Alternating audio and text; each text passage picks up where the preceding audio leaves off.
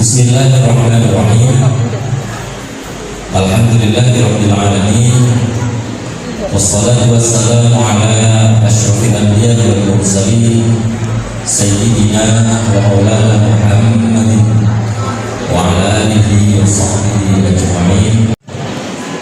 Pagi setengah siang ini kita bisa silaturahim dalam acara yang sangat luar biasa kalau di masyarakat, satu hal yang sudah sering dilakukan apalagi ketika momen 10 Muharram. Akan tetapi alhamdulillah berkat kekompakan bapak-bapak dan ibu-ibu semuanya, anggota Dharma Wanita, saat ini DPP Kemenak Sumeneb dapat menjadi bagian dari kemeriahan tahun baru Hijriah, terutama memanfaatkan 10 Muharram ini untuk juga melakukan santunan kepada anak yatim. Mudah-mudahan ini menjadi ibadah kita yang diterima oleh Allah Subhanahu wa Ta'ala. Amin ya rabbal alamin. Salawat salam mudah-mudahan mengaturkan kehadiran baginda Rasulullah Muhammad sallallahu alaihi wasallam yang telah memberikan pencerahan kepada kita. Zakat pada kantor kita. Jadi bapak ibu, bapak-bapak yang ada di sini dan suami-suami ibu itu secara sukarela tiap bulan memberikan sebagian rezekinya kepada unit pengumpul zakat atau yang disebut dengan UPZ yang dikoordinir oleh penyelenggara zakat wakaf di kantor Kemenak Sumeneb ini. Jadi bapak ibu, terutama ibu-ibu yang tidak usah curiga kenapa kok tidak utuh gajinya, karena dipotong. Dan pemotongan ini juga dilakukan atas dasar sukarela, tidak paksaan. Yang tidak dipotong pun banyak. Prinsip kami di dalam UPZ ini adalah tidak apa-apa walaupun banyak, yang penting ikhlas, daripada sedikit tetapi tidak ikhlas. Walaupun banyak tidak apa-apa, yang penting ikhlas. Dan alhamdulillah beberapa bulan terakhir semuanya dilaporkan secara transparan oleh penyelenggara zakat dan wakaf, dan sudah terkumpul sekian, sebagian diantaranya kemudian disalurkan untuk kegiatan-kegiatan sosial. Salah satunya adalah untuk acara ini, yaitu santunan anak yatim. Kemarin nominal bantuannya berapa? 5 juta rupiah, alhamdulillah. Ini bukan uang kantor tetapi uang bapak ibu semua, uang bapak-bapak yang dipotong dan uang suami-suami ibu yang juga dipotong. Jadi UPZ ini adalah milik kita semua. Kemudian saya aturkan terima kasih juga kepada Majelis Taklim Perempuan Ikatan Persaudaraan Haji Indonesia yang diketuai oleh Ibu Kasih Haji, Ibu Kasih PHU, Ibu Hajah Indani Karomah. Beliau adalah Ketua Majelis Taklim Perempuan yang juga menyumbang terlaksananya kegiatan santunan anak yatim ini. Malah ada 2 macam sumbangan, sumbangan khusus anak yatim yang pertama, kemudian yang kedua sumbangan untuk operasional juga dari MPT. Total keseluruhan berapa Bu Haji? 30 juta? 3 juta. Oh 3 juta. 3 juta, luar biasa. Kemudian ada juga sumber-sumber yang lain yang semuanya merupakan bukti kepedulian kita kepada anak yatim. Bapak Ibu sekalian, Muharram tahun ini ada 2 versi. Ada yang memperingati 1 Muharram pada hari Sabtu, ada juga yang memperingati pada hari Minggu. Sama-sama mempunyai alasan yang benar. Pada Sabtu kemarin, pada tanggal 1 Muharram. Demikian juga dengan 10 Muharram. Ada yang memperingati kemarin, ada yang memperingati sekarang. Jadi sebagian kemarin ada yang puasa Asyura, ada juga yang saat ini juga puasa Asyura. Mudah-mudahan ibu-ibu ada yang puasa. Kalau tidak ada berarti puasa kemarin, gitu aja ya. Tidak penting kapan kita melaksanakan Asyura, yang penting adalah bahwa ada santunan di situ. dilaksanakan sekarang atau dilaksanakan kemarin sama saja. Karena yang sangat dihargai Allah itu adalah komitmennya, bukan waktunya. Komitmen kita untuk menyantuni anak yatim, untuk mengasihi, untuk memberi perhatian kepada mereka, ini adalah sesuatu yang sangat dihargai oleh Allah Subhanahu wa taala dan Rasulullah Muhammad sallallahu alaihi wasallam.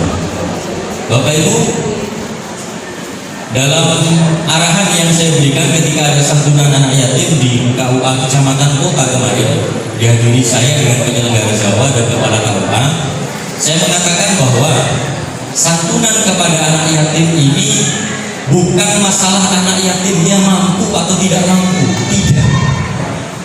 Ketika kita memberikan sesuatu kepada anak yatim, kita tidak usah melihat apakah yatim ini yatim kaya atau yatim miskin atau setengah kaya setengah miskin, tidak penting.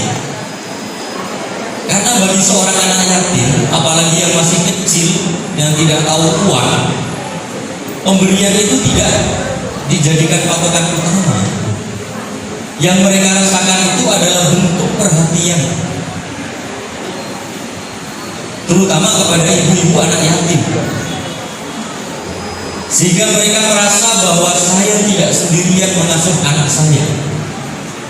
Anak yatimnya juga merasakan bahwa ibu saya tidak sendirian dan saya tidak akan kekurangan kasih sayang di Sumeneb ini. Dan betapa bermanfaatnya kalau kemudian saya kenal dengan salah satu pegawai di Kementerian Agama, karena pasti akan mendapatkan perhatian besar. Itu intinya.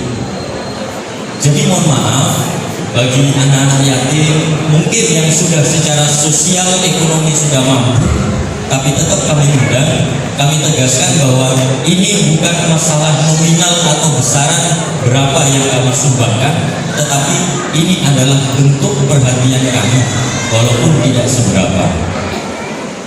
Bapak Ibu sekalian, pada tanggal 10 Muharram dalam berbagai macam kitab dijelaskan memang ada banyak hal yang sangat dianjurkan. Beberapa di antaranya, yang pertama melakukan mandi. Mandi seperti apa, Pak? Mandinya seperti mandi besar.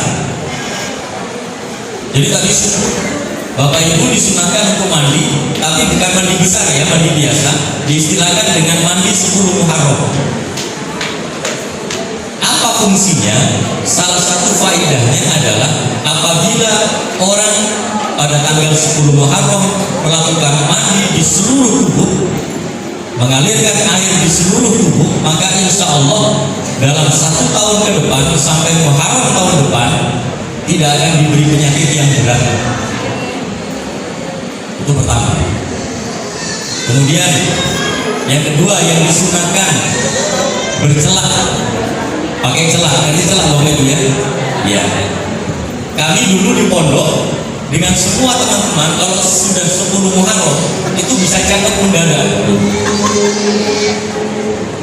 Karena semuanya bercelak. Ketika keluar dari pondok sudah nikah, kebiasaan ini agak kami hentikan. Mengapa? Karena ada yang bilang mau 10 Muharram mereka sampai. Akhirnya sampai sekarang tidak pernah kami lakukan. Kemudian yang sangat disunatkan puasa. Puasa pada tanggal 10 Muharram ditambah 1 hari sebelumnya, yaitu Tasyu'a tanggal 9 Muharram. Kalau tanggal 9 tidak bisa puasa, ya sudah ambil tanggal 10-nya, tidak apa-apa, daripada tidak sama sekali. Dan pada tanggal 10 Muharram itu juga sangat disunatkan masak masakan istimewa atau memberikan nafkah istimewa kepada keluarga. Dan biasanya momen ini dipergunakan ketika buka puasa. Jadi buka puasa pada tanggal 10 Asyura itu adalah Idul Fitri kedua.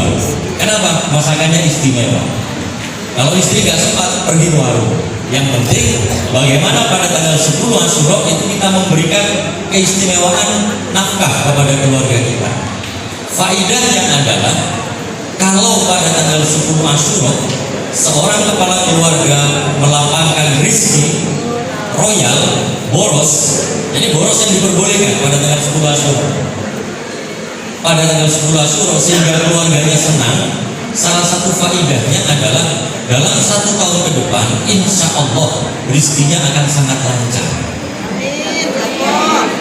Asal tidak hutang.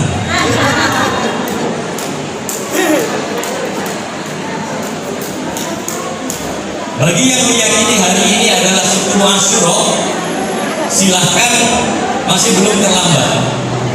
Ya, bapak-bapak, Pak Kasubag, makasih Pak Penyelenggara. Silakan setelah ini pulang berikan nafkah tambahan kepada istrinya. Ini masak nanti. Insya Allah sangat bermanfaat.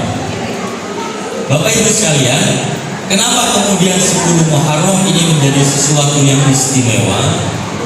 Dalam banyak referensi dikatakan bahwa ada berbagai macam peristiwa penting di dalam sejarah Islam yang terjadi pada tanggal 10 Asyura.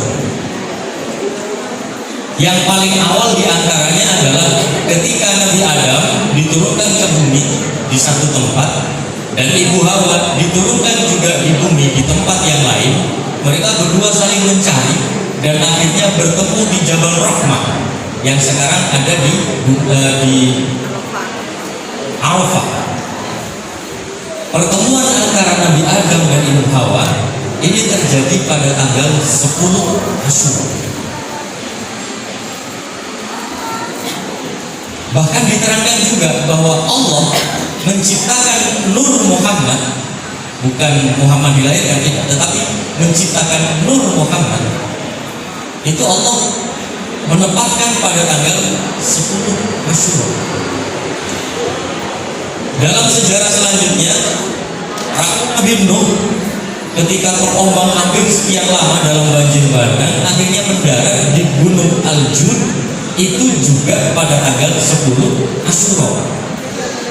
Dan dalam riwayat dikatakan bahwa kemudian Nabi Nuh waktu itu menyuruh umatnya yang ada di perahu mengumpulkan kacang, mengumpulkan beras, mengumpul makanan-makanan yang ada di situ, kemudian diaduk jadi satu, sehingga kemudian sampai sekarang ada tajin sorang. Itu awalnya pada Nabi Nuh, tajin sorang. Cuman alhamdulillah yang punya tajin sorang hanya orang Indonesia, orang Arab sendiri nggak ada. Selanjutnya, umat Nabi Musa ketika menyeberang lautan yang dikeringkan oleh Allah dan kemudian disusul dengan pasukan Fir'aun yang lalu lautan ditutup lagi oleh Allah, dan ini merupakan simbol kemenangan Nabi Musa dan Bani Israel waktu itu. Ini juga terjadi pada tanggal 10 Muharram. Jadi memang banyak hal-hal penting yang terjadi pada tanggal 10 Muharram, sampai kemudian syariat Islam sangat mengistimewakan 10 Muharram ini dan menganjurkan beberapa amalan-amalan tertentu yang tidak dilakukan pada tanggal-tanggal atau bulan-bulan yang lain selain 10 Muharram. Inti dari ini semua Bapak Ibu sekalian adalah bahwa kita harus betul-betul dapat memanfaatkan momen apapun, terutama tahun baru Hijriah ini, kita manfaatkan semaksimal mungkin bagaimana hal ini bisa merubah karakter kita menjadi lebih baik, merubah hati kita menjadi lebih lembut. Karena salah satu cara untuk melembutkan hati kita yang keras selain membaca Al-Quran dan zikir kepada Allah adalah sering bergaul dengan anak-anak yatim atau orang-orang tidak mampu. Kalau kita manis, merasa sebagai seorang pejabat atau istri pejabat yang sering berlaku kejam kepada sesama, sulit menghormati sesama, maka yang harus kita lakukan pertama adalah banyak membaca Al-Quran, banyak membaca sholawat, dan banyak bergaul dengan orang-orang yang tidak mampu atau anak yatim. Dengan itu kemudian hati kita menjadi semakin lunak, semakin lembut. Nah, mudah-mudahan setelah santunan ini nanti ibu-ibu menjadi semakin lembut hatinya, tidak lagi sering marah-marah sama bapak-bapak. Bapak-bapak juga seperti itu, termasuk saya, Mudah-mudahan hatinya menjadi semakin lembut, tidak sering marah-marah kepada ibu-ibu, dan tidak terlalu cerai apabila memberikan nafkah. Amin ya rabbal alamin. Bapak Ibu sekalian, saya kira itu yang bisa saya sampaikan. Ketika membahas Muharram, banyak hal sebetulnya yang bisa kita bahas, tetapi tidak mungkin dalam kesempatan yang singkat ini.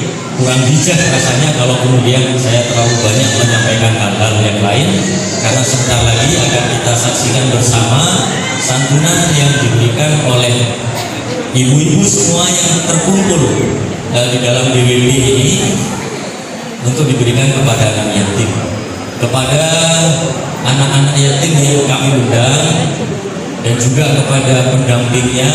Kami mohon maaf, ini hanya merupakan bentuk perhatian kecil kami kepada anak-anak dan kepada ibu-ibu sekalian. Kami doakan mudah-mudahan anak yatim yang saat ini kita undang, mudah-mudahan oleh Allah dijadikan anak-anak yang soleh dan solehah. Amin. Mudah-mudahan penderitaan mereka saat ini oleh Allah diganti dengan masa depan yang cerah nanti. Dan pendamping, ibu-ibu yang mendampingi, mudah-mudahan selalu diberi kekuatan lahir dan batin oleh Allah untuk tetap bisa mengasuh anak-anak yatim yang dititipkan Allah kepada ibu-ibu semua. Ketika ibu-ibu mengasuh anak yatim, ini berarti ibu-ibu mendapat kemuliaan, karena Rasulullah sangat memperhatikan terhadap anak yatim. Oleh karena itu, tugas-tugas ibu-ibu untuk menyantuni anak yatim adalah tugas yang mulia. Tugas ibu-ibu pendamping yang mendampingi anak yatim saat ini adalah juga tugas mulia, membesarkan mereka sendirian sebagai single parent dengan perhatian penuh. Mudah-mudahan semuanya ini oleh Allah diberi balasan dengan balasan yang berlipat, dan dibalas dengan surga Allah Subhanahu wa taala nanti kelak di akhirat. Amin ya rabbal alamin. Bapak Ibu, marilah memohon ridha Allah Subhanahu wa taala. Kita semua membaca Al-Fatihah ya. Kita doakan mudah-mudahan acara ini berjalan lancar, sukses dan barokah. Kita doakan juga mudah-mudahan orang tua dari anak-anak yang kita undang saat ini diberi ampunan oleh Allah lewat acara ini. Ala hadhihi niyyah wa ala kulli niyatin shalihah wa ila hadratin Nabi Al-Fatihah. A'udzu billahi minasyaitonir rajim. Bismillahirrahmanirrahim. Ar-Rahmanir-Rahim. Maliki yaumiddin. Iyyaka na'budu wa iyyaka nasta'in. Ihdinas siratal mustaqim. Demikian, terima kasih dan mohon maaf. Wallahul muwaffiq ila aqwamit thoriq. Wahdinas siratal mustaqim. Wassalamualaikum warahmatullahi wabarakatuh.